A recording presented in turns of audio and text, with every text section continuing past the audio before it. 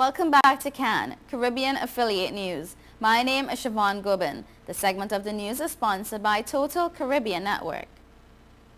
In international news, Syria has accepted a Russian proposal to place its chemical weapons under international control for dismantling, the Syrian foreign minister said today, amid a flurry of diplomatic activity aimed at averting Western military action. Speaking in Moscow, Walid al-Muhalim said his government quickly agreed to the plan to derail U.S. aggression, an allusion to possible U.S.-led strikes over a deadly August 21st chemical weapons attack near Damascus that Western powers blame on the Syrian regime. Syrian President Bashar Assad has denied the claim. Russia, Syria's most powerful ally, is now working with Damascus to prepare a detailed plan of action that will be presented soon, Foreign Minister Sergei Lavrov said. Russia will then be ready to finalize the plan with UN Secretary General Ban Ki-moon and the Organization for the Prohibition of Chemical Weapons. Al-Muhalim's brief statement sounded more definitive than his remarks a day earlier when he said Damascus welcomed Russia's initiative. He did not provide any details about how Syria might comply. Western officials have expressed caution about possible stalling tactics or efforts to wriggle out of international pressure by Assad's regime in Syria, where more than 100,000 people have died in more than 2 years of civil war. The response came after France announced today it would put forward a resolution in the UN Security Council aimed at forcing Syria to ultimately dismantle its chemical weapons program, seizing on the diplomatic opening from Russia a day earlier. France, like Russia, a permanent member of the 50-nation Council, will start the resolution process today under a part of the UN Charter that is militarily enforceable, Foreign Minister Laurent Fabius said at a quickly arranged news conference in Paris. The proposal will also condemn the chemical weapons attack. On Monday, U.S. Secretary of State John Kerry said Assad could resolve the crisis by ceding control of his chemical arsenal to the international community. Lavrov responded by promising to push Syria to place the weapons under international control and then dismantle them quickly to avert U.S. strikes. China, too, expressed support for the plan. President Barack Obama said Monday that the Russian proposal could be potentially a significant breakthrough, but he remains skeptical that Syria would follow through.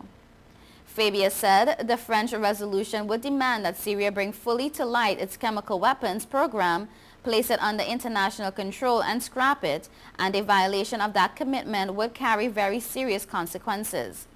The resolution would also seek to bring to justice the perpetrators of the August 21st attack that killed hundreds, he said. France expected a nearly immediate commitment from Syria. Fabius said Russia had information about the chemical weapons stockpile and expressed hope that this time a tough resolution on Syria would not be blocked.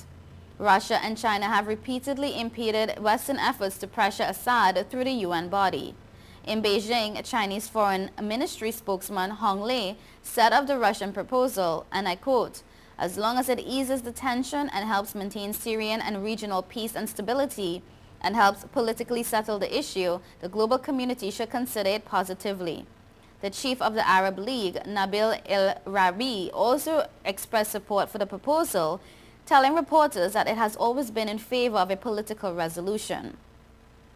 The League has blamed the government for the attack but says it doesn't support military action without UN consent. France is eager to seize on Russia's overture, Fabius said, while expressing caution that French authorities don't want to fall into a trap that could allow Assad's regime to skirt accountability. And I quote, "We do not want this to be used as a diversion," Fabius said. "It is by accepting these precise conditions that we will judge the credibility of the intentions expressed yesterday." Earlier on Europe 1 radio, Fabius trumpeted Western pressure for leading to a turnaround in Russia's position. At first, the Russians denied there was a chemical weapons stockpile in Syria. Then they denied a chemical attack, so they have changed. Very good, he says.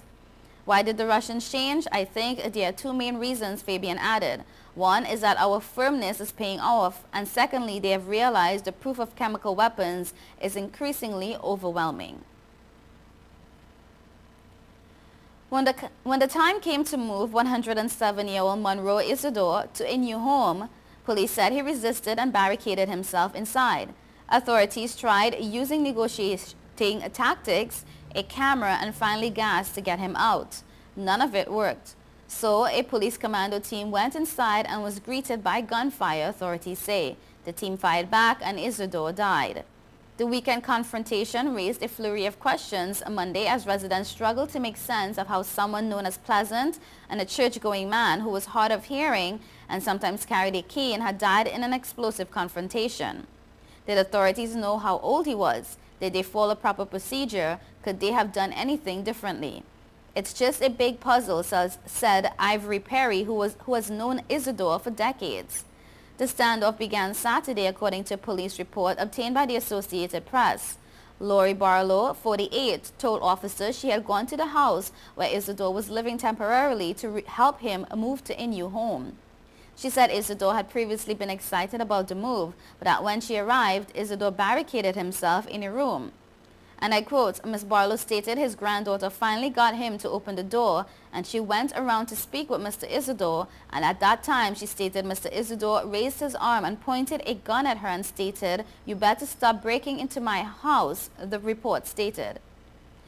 After police moved Barlow and the granddaughter across the street, Isidore fired at a door moments after police tried to contact him.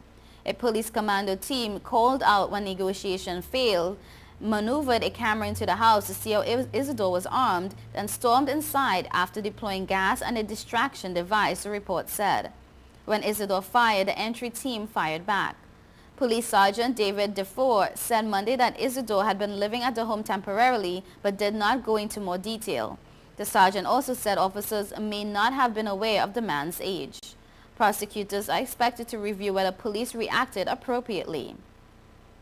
Crime is not uncommon in this community of about 50,000 people, some 45 miles southeast of Little Rock, where prisons house hundreds of inmates and signs caution drivers against picking up hitchhikers. But in Isidore's old neighborhood where he lived until 7 months ago, friends recalled him as a pleasant and active man. He mowed lawns in his advanced years and kept a vegetable garden, often sharing its bounty. Robert and Ivory Perry said they had known Isidore for more than 20 years. "Everybody knows him," said Robert Perry.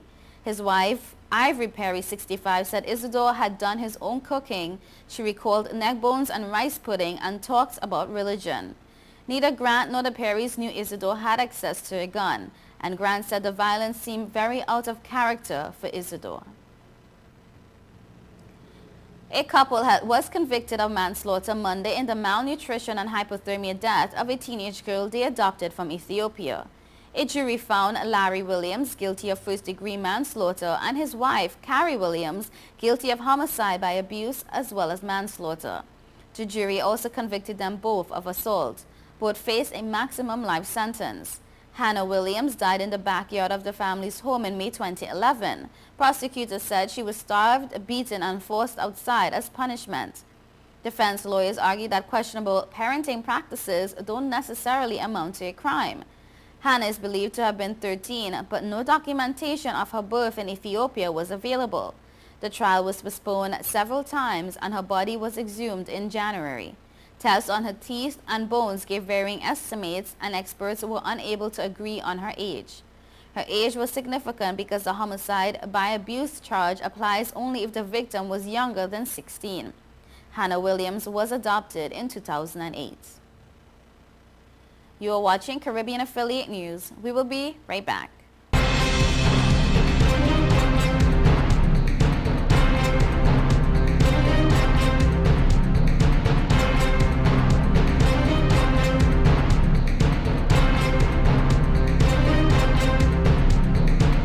Hey, excuse me, if you see me smiling, that's 'cause I'm chilling on Total Caribbean Network.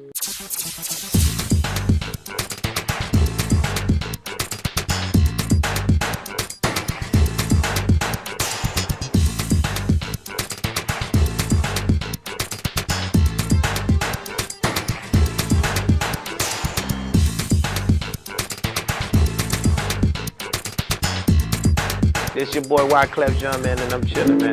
Total Caribbean Network. Man, I love their style. Whoa, whoa, whoa, whoa, whoa, whoa.